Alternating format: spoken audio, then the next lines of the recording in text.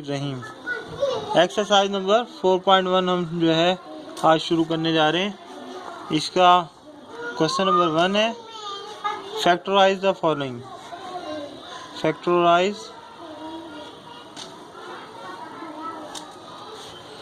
The following.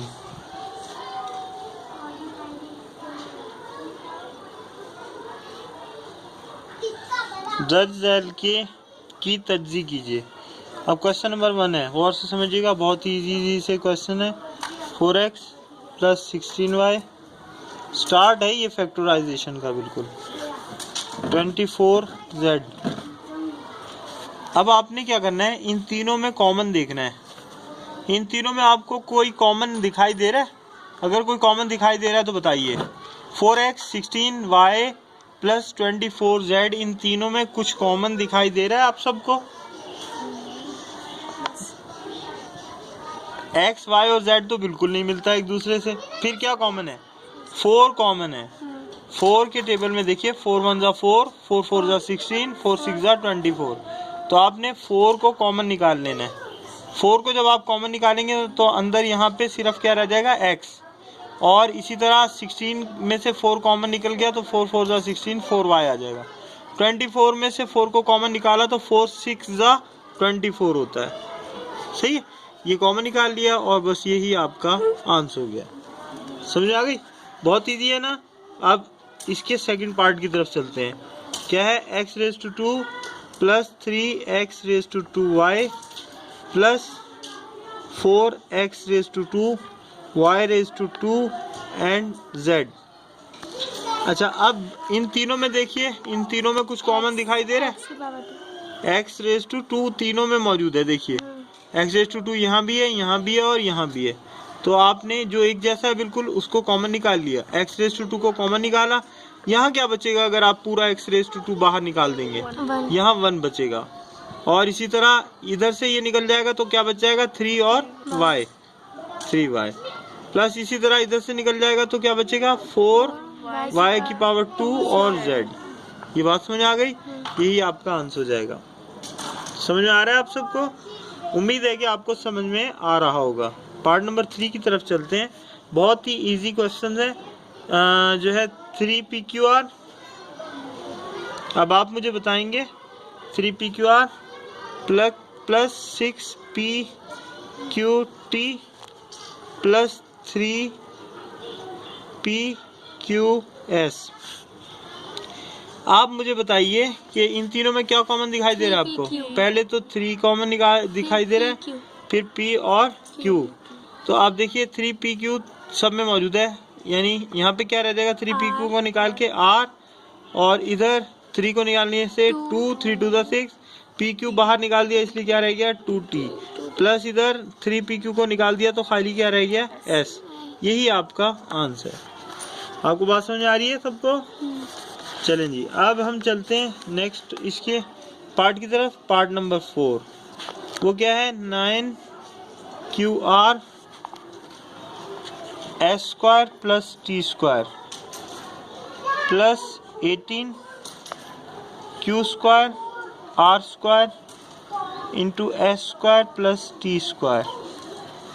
तो आप देखें, अब 2 हिस्से हैं इसके, एक प्लस से पहले वाला और एक प्लस के बाद वाला। ये जो प्लस के साइंस होते हैं या माइनस के साइन, यही किसी भी अलजेब्रिक सेंटेंस के हिस्से बनाते हैं। यानी ये देखिए, इसके 1 2 3 हिस्से हैं, और इसमें प्लस से पहले वाला हिस्सा ये वाला और प्लस के बाद वाला ये हिस्सा, 2 हिस्से हैं। अब इन दोनों में आपको एक जैसा क्या दिखाई दे रहा है? 9 एक जैसा दिखाई दे रहा है मुझे। सबसे पहले डिजिट से 9 1 = 9, 9 2 = 18। फिर मुझे q और r भी एक जैसा दिखाई दे रहा है। यहाँ पे q और r की पावर 1 है, तो q r को ही कॉमन निकाल सकते हैं आप। सही है। अच्छा, q r सेम दिखाई दे रहा है और क्या एक जैसा दिखाई दे रहा है? s² + t²। तो आपने जो एक जैसा दिखाई दे रहा है उसको इस तरह से लिख लिया। अब ये निकालने के बाद आपने देखना है कि यहाँ क्या बचा। यहाँ क्या बचेगा? 9qr s² + t² पूरा ये तो बाहर आ गया, तो यहाँ क्या बचेगा? 1। और इधर देखें 9 2 = 18, 2 बचा, q की पावर 2 में से एक बाहर गई है तो एक q बचेगा, r की पावर 2 में से एक r बाहर गया कॉमन में तो एक r बचेगा, और ये जो है ये तो गायब ही हो जाएगा क्योंकि ये तो कॉमन निकल चुका है। तो इस तरह से ये आपके पास जो है इसका आंसर हो जाएगा। आपको बात समझ आ रही है सबको? जो लोग इस वक्त हमारी वीडियो देख रहे हैं उन्हें भी उम्मीद है कि ये बात समझ में आ रही होगी। लास्ट में मैं कोशिश करूंगा आज आपके लिए क्वेश्चन छोड़ के जाऊंगा जिसका जवाब आप लोग कमेंट्स में लिखेंगे, ठीक है? तो गौर से देखिएगा। z² x/16 minus x² z² 8 plus x² z⁻3/12। इन तीनों में आपको क्या कॉमन दिखाई दे रहा है? एक तो x कॉमन दिखाई दे रहा है और z भी कॉमन दिखाई दे रहा है। z, लेकिन z की कम से कम पावर कितनी है?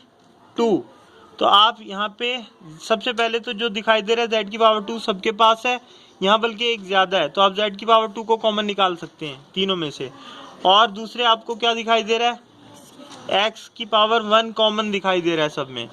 यहाँ पे 1 है ना, कम से कम पावर को कॉमन निकालते हैं तो ये कॉमन दिखाई दे रहा है। प्लस अपॉन में अगर देखें तो 16, 8 और 12 किसी एक टेबल पे जाते हैं? सोचिए, नहीं 8 पे नहीं 4 पे जाते हैं। 4 4 दा 16, 4 2 दा 8 और 4 3 दा 12, 2 पे जाते हैं। लेकिन आपको जो यानी GDC जो है उसके हवाले से देखना है कि सबसे ग्रेटेस्ट कॉमन क्या है फैक्टर। समझ आ गई बात? तो GCF। अच्छा, अब देखिए ये निकाल लिया जब आपने कॉमन, तो इसमें देखना है क्या बचा आपके पास। यहाँ पे ये तो पूरा कॉमन निकल गया, यहाँ 1 बचेगा और इधर 16 की जगह 4 4 दा 16 बचेगा। इसी तरह इसमें से z की पावर 2 बाहर निकाल दिया तो z तो नहीं रहा, x की पावर 2 में से 1 गया तो एक x बचेगा और 4 2 दा 8। अब इसी तरह यहाँ देखिए, यहाँ भी सिर्फ z बचा, ठीक है? x² तो पूरा बाहर जा चुका, नहीं x भी बचा, x और z बच गए, xz अपॉन 4 3 दा 12। ये आंसर आ गया।